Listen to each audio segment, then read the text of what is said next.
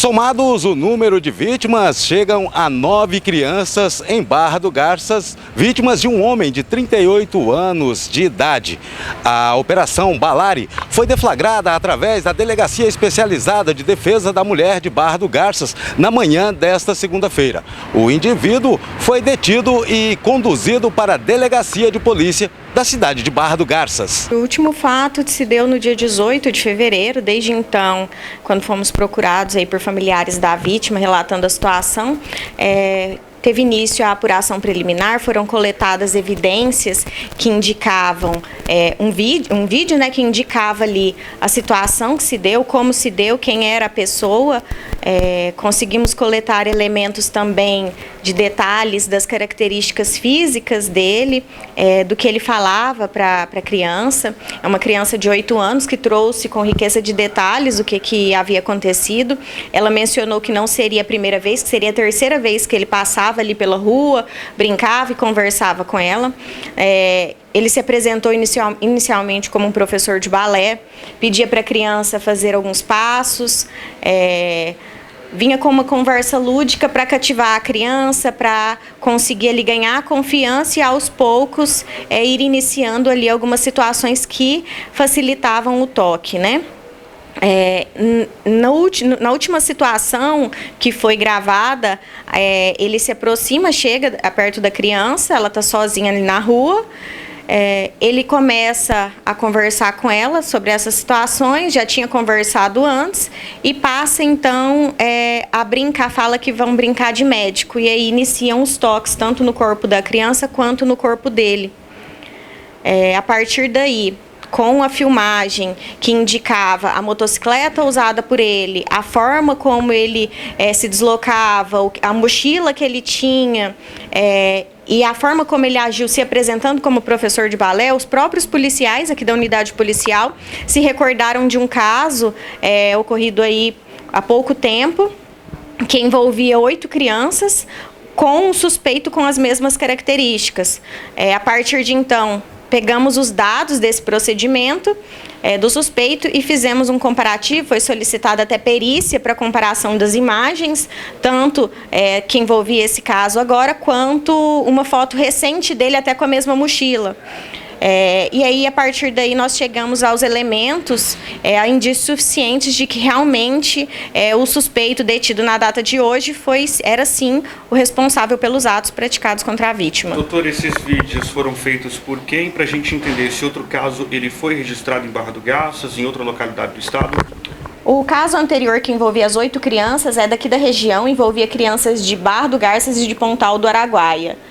Nesse caso anterior, nem todas as vítimas tinham elementos que chegavam exatamente a esse suspeito, mas a partir ali do modus operandi dele foi possível identificá-lo. Uma das mães chegou a fazer uma filmagem da moto e conseguiu chegar no suspeito. Naquela ocasião ele não confessou o fato, ele falou que não tinha nenhum envolvimento. O procedimento foi concluído, remetido, de toda forma, pela quantidade de elementos que tinha, ele foi indiciado, o procedimento remetido aí à disposição da Justiça. Nesse caso de agora, a filmagem foi por câmera de monitoramento de residências próximos do local, e a criança também foi, assim que um dos vizinhos ele percebeu a abordagem do suspeito, acionou o responsável por ela, que saiu ali com essa interrupção. O próprio suspeito já empreendeu fuga dali. E aí, a partir de então, que nós iniciamos essa apuração, vinculamos as 2 investigações e conseguimos chegar nesse suspeito. Além do mandado de prisão, do indivíduo, houve também a questão do mandado de busca e apreensão. Quais os materiais foram apreendidos no local com esse indivíduo? Sim, nós apreendemos, além disso, a motocicleta que foi usada no crime. Nos dois casos? Ele trocou de moto tem pouco tempo, mas é uma moto semelhante à que ele tinha anteriormente, que foi usada nos outros casos, né?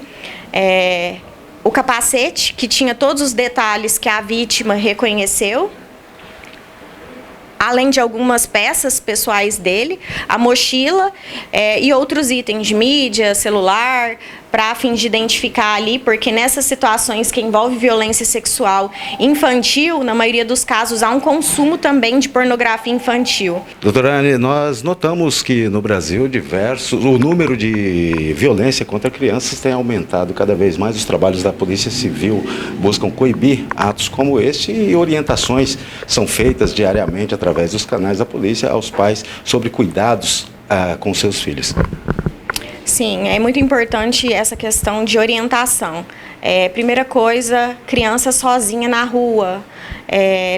Nessa última situação, quando o agressor foi interrogado, ele falou da janela de oportunidade. Ele percebeu a criança sozinha, é um potencial ali para ele ter, para facilitar a ação dele. Então, os pais têm que tomar muito cuidado. Hoje em dia é muito difícil, não só essa questão de estar ali desassistida, mesmo que seja por alguns segundos, alguns minutos, pode acontecer. Qualquer lugar, hoje em dia, a gente tem que estar alerta. Fora a questão de imagem de criança, hoje em dia a gente usa muito, quer divulgar o dia a dia e posta criança às vezes de fralda, de roupa. Para uma pessoa normal não tem problema nenhum, mas para quem vê ali, para quem é dessa situação, que tem esse tipo de transtorno e que é esse tipo de agressor, ele tá ali, é um prato cheio para ele procurar essas crianças. Então, assim, para ele divulgar, usar essas imagens dessas crianças. Então, a gente tem que ter cuidado até a forma como a gente expõe nossos filhos, nossas crianças, para evitar esse tipo de ação.